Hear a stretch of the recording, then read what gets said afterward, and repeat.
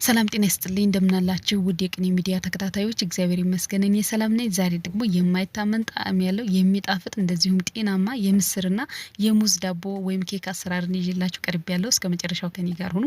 ከዛ በፊት ሰብስክራይብ፣ ላይክ እና ሼር እያደረጋችሁ አብራችሁ ይሁኑ። ወደ አሰራሩ እንሄዳለን። የሚያስፈልገኝ ግብአት እዚህ ጋር አዘጋጅቻለሁ። እንደምትመለከቱት ምስር ክክ ነው። ምስር ክኩን አፈር ጠጠር እንዳይኖረው ለቅሜ ካዘጋጀው በኋላ የተጠቀምኩት የምስር ክክ መጠን ሩብ ኪሎ ወይም 250 ግራም ምስር ክክ እጠቀማለሁ። ያው መጠኑን ሁሉ ግልጽ አድርግላችኋለሁ። ምስር ክኩን በደንብ አድርጌ እንደ ሁሉ ጊዜው ምስር ክክ በደንብ መታጠብ ስላለበት በሁለት እጄ እያሸው ንጹህ ውሃ እስከሚወጣው ድረስ ይሄ አረፋው ጠፍቶ በደንብ ንጹህ ውሃ እስከሚሆን ድረስ ምስሩን ውሃውን እየቀያየርን ቆንጆ አድርገን አጥበን እናዘጋጃለን። እኔ ቪዲዮን እንቆርጠዋለሁ እዚህ ጋር አጥቤው እንደዚህ ንጹህ ውሃ እስከሚሆን ድረስ ካጠቡት በኋላ ምስሩን ከዛ በመቀጠል ውሃ እያፈላሁ ነው። በፈላ ውሃ ዘፍዝፌ ለአንድ ሌሊት አሳድረዋለሁ። ይሄ አሁን የምጨምረው እንደምትመለከቱት የሞቀ ውሃ ነው ማለት ነው። በሞቀ ውሃ ለአንድ ሌሊት ዘፍዝፈን እናሳድረዋለን ምስሩን። በጣም ቀላል ነው። ማንኛችሁም ሰርታችሁ መጠቀም ትችላላችሁ። በዚያ ላይ የጾም ነው። ከድኜ ለአንድ ሌሊት እንደዚህ አሳድሬው ተመልከቱት። ይሄኛው ጠዋት ነው። ከፈለጋችሁ እናንተ ጠዋት አዘጋጅታችሁት ከ6 ሰዓት በኋላ ማዘጋጀት ትችላላችሁ። ግዴታ ማታ መሆን የለበትም። ለ3 ሰዓት ከ3 ሰዓት እስከ 4 ሰዓት ካቆየ ነው በቂው ነው። ከዛ ዘፍዝፈን አሳድረንም በነጋታው በደንብ አድርገን እንደገና ማጠብ ይኖርብናል። አንደኛ ስንመገበው ሆዳችን እንዳይነፋን በደንብ መታጠብ አለበት ምስሩ ማለት ነው። ዘፍዝፌ ካሳደርኩ በኋላ ውሃውን እየቀያየርኩ እንደዚህ በሁለት እጄ እያሸው በደንብ አድርጌ እንደገና አጥበዋለሁ። እንደዚህ እያጠብን እንግዲህ ምስርን ከወጥን በተጨማሪ ዳቦ ወይም ኬክ አድርጋችሁ መስራት ትችላላችሁ። ከግሉተን ነጻ ስንዴ መመገብ ለማትችሉ ይህንን ቆንጆ አማራጭ ሞክሩት። በጣም ነው የሚጣፍጠው።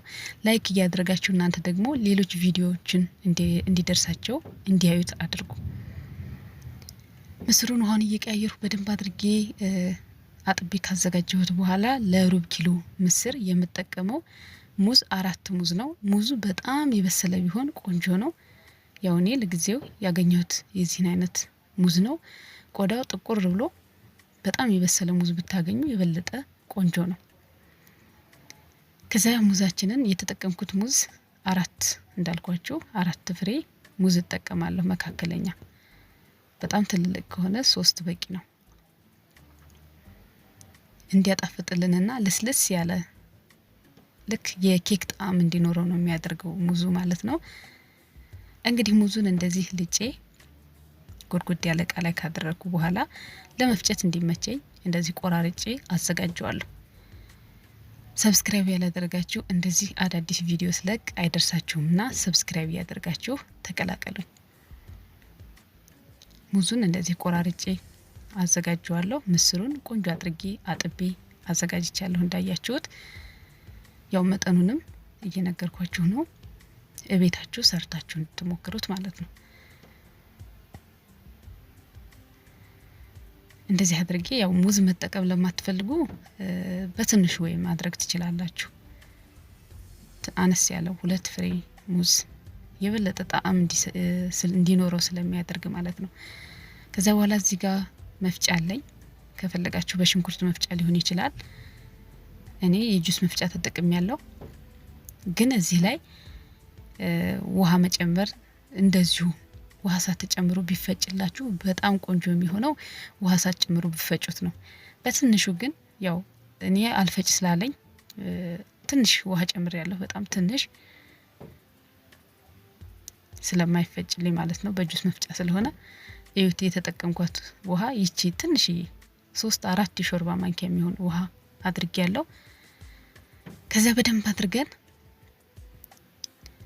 መፍጨት ነው። በደንብ እስኪዋሃድልን ድረስ በደንብ ሁሉ ነገር እስኪፈጭልን ድረስ በደንብ መፍጨት ነው። ውሃ ባታደርጉበት ግን ይመረጣል።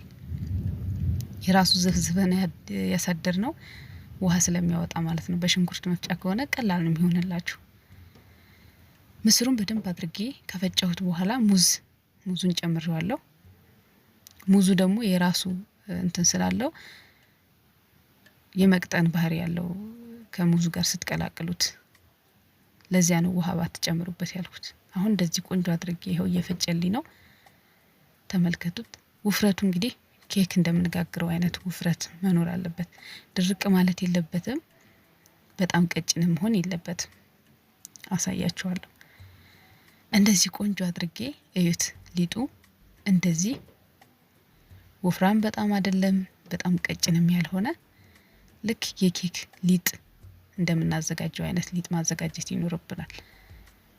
ከዛ በመቀጠል ሌሎቹን ግብአቶች ደግሞ አሳያችኋለሁ። እንደዚህ ቆንጆ አድርጌ ምስርና ሙዙን ፈጭቼ ካዘጋጀው በኋላ የምጠቀመው እርሾ 1 የሾርባ ማንኪያ እርሾ፣ ቀራፋ 1 የሻይ ማንኪያ ወይም ቫኒላ መጠቀም ትችላላችሁ። ከዛ በመቀጠል ጨው ነው። ጨው እንደ ፍላጎታችሁ ነው። እኔ 1 የሻይ ማንኪያ ጨው ተጠቅሜያለሁ። ዘይት ደግሞ 5 የሾርባ ማንኪያ ዘይት ተጠቅሜያለሁ።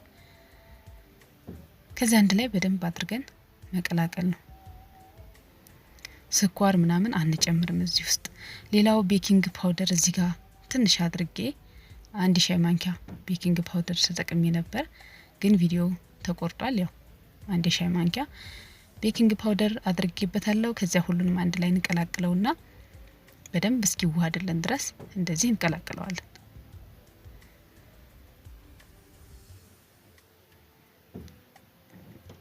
በደንብ ቀላቅለን ካዘጋጀን በኋላ በላስቲክ ሽፍና አድርጌ ለ1 ሰዓት ወይም ከ1 ሰዓት ተኩል የሚሆን ጊዜ ወስዶብኛል፣ ኩፍ እንዲል ማለት ነው።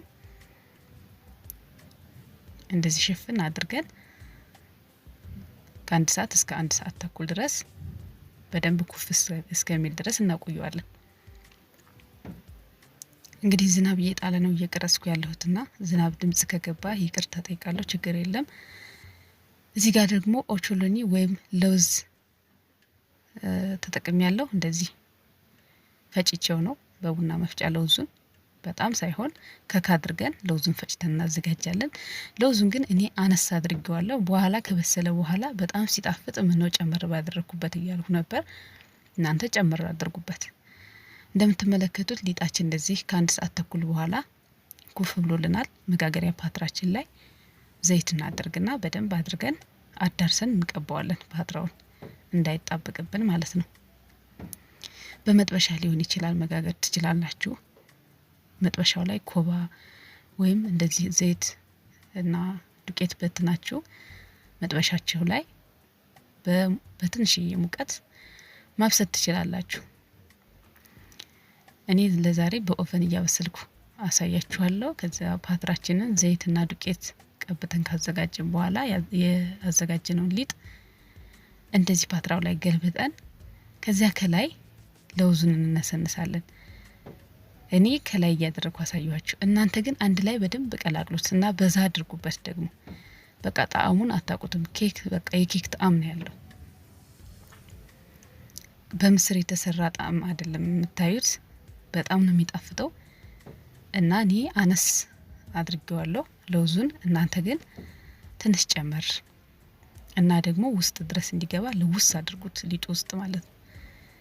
ትሞክሩታላችሁ፣ ትወዱታላችሁ ብዬ ተስፋ አድርጋለሁ። በጣም የጣፈጠኝን ነው እያጋራኋችሁ ያለሁትና ሰብስክራይብ እያደረጋችሁ ላይክ እያደረጋችሁ እናንተ ለሌሎች ቪዲዮ እንዲደርስ አድርጉ። ይሄው አብስየው እንደዚህ የሚያምር የሚጣፍጥ ሽታ ሁሉ በጣም ቆንጆ የሆነ ዳቦ ሰርቼ እንደዚህ ደግሞ ከላይም ከታችም እንዴት እንደበሰለ እያሳየኋችሁ ነው። እዩት። ትንሽ ቆየት ብዬበት ስለነበር ከስር ያለው ትንሽ ጠቆር እንደማለት ብሎብኛል። እናንተ ብዙ አይደለም ግን እንግዲህ እንደዚህ ፍርፍር ያለ በጣም ቆንጆ ዳቦ ምስርን ተጠቅሜ የሰራሁት አያምርም? ሲጣፍጥ ደግሞ ቆርሼ ላሳያችሁ። ይህን የመሰለ በጣም ቆንጆ የሆነ የምስርና የሙዝ ዳቦ አሰራር እንጂላችሁ ቀርቤ ነበር። ስለተከታተላችሁኝ ከልብ አድርጌ አመሰግናለሁ። መልካም ጊዜ ይሆንላችሁ። ቻው